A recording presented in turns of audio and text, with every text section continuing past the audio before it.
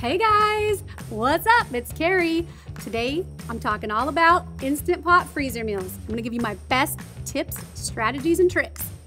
Oh, make sure and stay all the way to the very end where I'm gonna show you most favorite Instant Pot freezer meals, shredded beef fajitas.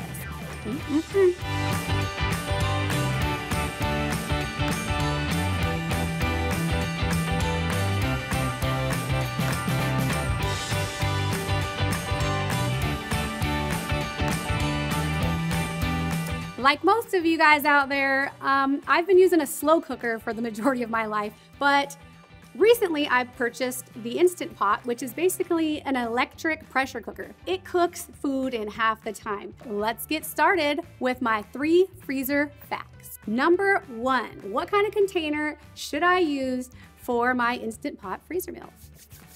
So typically, when I make my freezer meals, I use gallon-sized freezer-safe bags. But when we're working with the Instant Pot, you'll notice that it's a circle shape.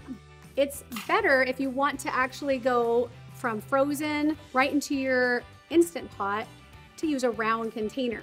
I found the best ones are like half gallon or 64-ounce size. They will fit right into the Instant Pot. There are also these I got at the dollar store that are freezer friendly that will fit right in. These ones I found at Winco.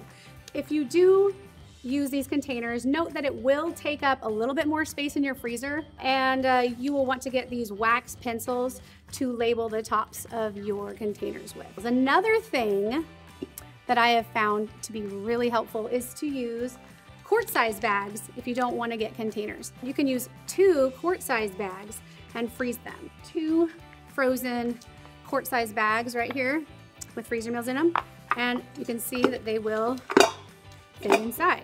Number 2, do I have to thaw my freezer meals for Instant Pot cooking? You can choose to thaw your freezer meals or not thaw your freezer meals when using the Instant Pot. If you do happen to want to go directly from freezer to the Instant Pot, you can basically take quart-size bags and run them under hot water until they release from the bag a little bit more, and then you can add them right into your Instant Pot.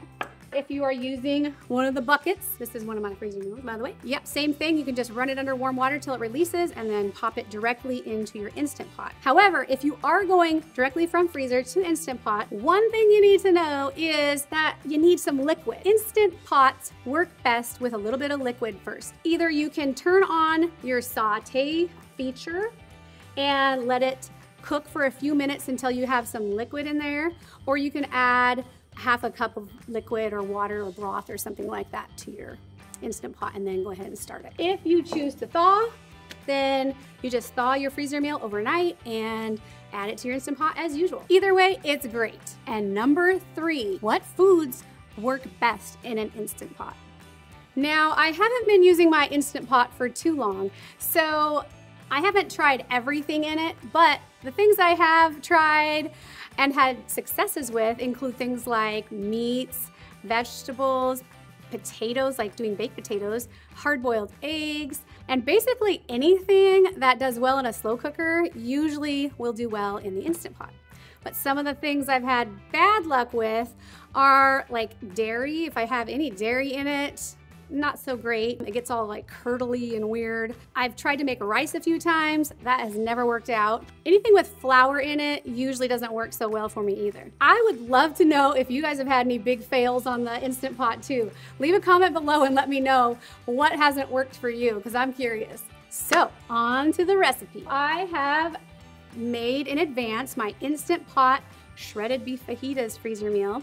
Now this recipe is on my blog, HappyMoneySaver.com, and it is also in a really cool downloadable menu plan with 7 Instant Pot freezer meals that are super healthy and delicious. So check that out. We're gonna take this frozen freezer meal and I'm gonna run it under some warm water and add it into the Instant Pot. Let's get started. Just take the lid off of this frozen meal.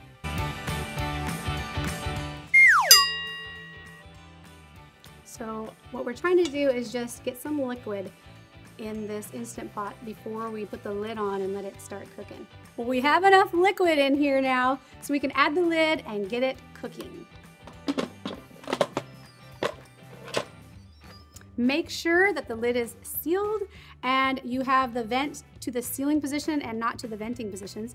And then you can just come over here and in the manual mode, hit it to 65 minutes, and then it will start cooking.